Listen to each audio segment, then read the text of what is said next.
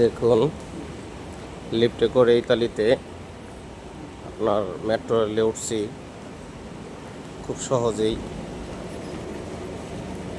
আর একটা লিফট পাইলাম, এই লিফটটাই শেষ করে মেট্রো রেলে উঠবো।